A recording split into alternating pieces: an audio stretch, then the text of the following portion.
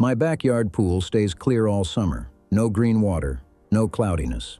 And the thing doing most of that work isn't a chemical at all. It's a tank of sand running on a method a Scottish town quietly perfected in 1804, before anyone on Earth knew that germs even existed. They cleaned the drinking water for an entire community with nothing but sand, gravity, and something alive growing in the top inch of the filter. No electricity, no chlorine. It worked so well that your pool still uses a version of it today, humming away in the background, and almost nobody who owns one knows where it came from. So here's the question worth sitting with. If a layer of sand can do this much, why do we still pour chemicals in at all? The answer is the catch nobody mentions. And it's the whole point of this video. Start in Paisley, Scotland, in 1804. A man named John Gibb ran a bleachery, a business that lived and died on clean water. The river beside him, the Cart, didn't cooperate. It ran murky and brown. So Gibb built something experimental in his yard. Working with an engineer named Robert Thom, he laid down a bed of sand and gravel and let the river water trickle down through it, slowly, pulled by nothing but gravity. What came out the bottom was clearer than anything the town had ever seen, and Gibb didn't keep it to himself. He started selling the clean surplus to his neighbors, one of the first people in the world to treat water and then hand it to the public. Now hold on to that date, 1804. The germ theory of disease, the idea that invisible living things are what make us sick, wouldn't be widely accepted for another 50 years. Gibb and Thom had no idea why their sand worked. They couldn't have. They only knew by watching that it did. Over the next 2 decades, engineers refined the design. In 1829, James Simpson built a vast version for the Chelsea Waterworks in London, filtering water straight out of the Thames for an entire district of the city. It was the first time anywhere in the world that a whole public water supply was deliberately cleaned before it ever reached people's homes. The idea was so obviously good that the design spread across Britain within a generation. Greenock got its own filter in 1827. Glasgow's Gorbals district followed in 1846. In barely 40 years, cleaning water through sand had gone from one man's backyard experiment to simply the way a serious city was expected to work. Then came the proof, the moment that turned a clever trick into law. In 1854, cholera tore through the Soho neighborhood of London. People were dying in days. A physician named John Snow did something nobody had thought to do. He mapped the deaths, street by street, and traced almost every one of them back to a single public water pump on Broad Street. He had the handle removed. The outbreak eased. It became one of the founding moments of modern epidemiology, the day we proved that bad water carries disease. After that, the lesson was impossible to ignore. By the 1890s, filtering river water through slow sand beds wasn't just smart. For water drawn from the Thames, it was required by law. So sit with that for a second. 200 years ago, with not a single microscope pointed at the problem, we already knew how to take filthy river water and make it safe enough to drink, using sand, patience, and gravity.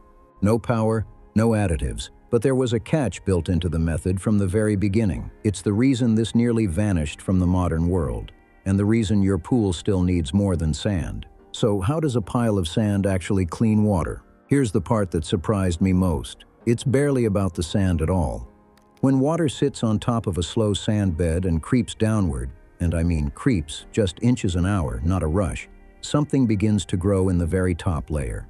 Over the first 10 to 20 days, a thin, living film forms across the surface of the sand. Engineers borrowed a German word for it, the Schmutzdecke. It translates roughly to dirty layer, and that name does it a real disservice. Because it isn't dirt, it's alive. It's a whole miniature ecosystem. Bacteria, fungi, protozoa, even tiny rotifers and the larvae of water insects, all packed into the top inch of the filter. The sand underneath isn't really doing the cleaning. It's just the scaffolding that holds this living layer in place. And here's the elegant part. Those organisms are hungry. As water drifts down through them, the living layer feeds on what the water carries. Predatory microbes hunt and eat the bacteria passing by. Larger particles get strained out in the tangle. Organic matter gets broken down and consumed. The filter doesn't just block contamination, it digests it. Think of it less like a coffee filter and more like a coral reef. A coffee filter is passive. It only stops things too big to fit through the holes. The Schmutzdecke is active. It's a living gate that eats what tries to pass. That's why a mature, slow sand filter can remove 90 to 99% of the bacteria in the water moving through it. Numbers that sound modern, achieved by a technology older than the light bulb. There's a quirk that comes with relying on something alive, though. When the living layer finally clogs up, you can't just rinse it and carry on. You scrape the top off, and then you wait, days or even weeks, for the layer to regrow before the filter is fully back to work. But notice the conditions hiding inside that success. It works because the water moves slowly. It works because the load coming in stays low. It works because the living layer is given time to do its job. Push too much through, too fast, or too dirty, and the same filter starts to fail. That limit isn't a footnote. It is the entire reason we eventually changed course. So if this method was so good, why isn't every city still using it? Why isn't your pool just a giant bed of sand? Two honest reasons. And this matters. Neither one of them is a villain. The first is space. A slow sand filter is slow by definition. The water can only trickle, which means that to clean enough water for a whole city, you need acres of shallow filter beds sitting out in the open. In a crowded, fast-growing 20th century city, that kind of land got expensive, fast. The math simply stopped working. The second reason is dirty water. Slow sand filters love cleanish input with low amounts of suspended mud. Throw heavily polluted, silty, wildly variable water at them, and the living layer clogs and chokes. So in the early 1900s, engineers moved on, not because anyone buried the old method, but because a faster one fit the modern city better. They started adding chemicals that make the finest particles clump together into bigger clumps, and then ran that water through fast, compact, rapid sand filters that did the job in a tiny fraction of the space. Less land, handles far filthier water. But that speed came with its own compromise. A fast filter mostly strains water physically. It doesn't grow that slow, hungry living layer. So cities leaned on a second step to finish the job. Disinfection. Filtration plus a chemical. Sound familiar? Your pool inherited the exact same two-part bargain.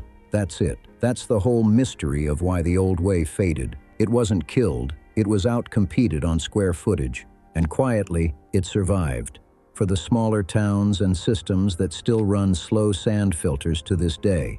Now bring it all the way home, to the backyard, because this is where the title finally pays off, and where most people get fooled. Your pool's sand filter is the direct great-grandchild of Gibbs' idea.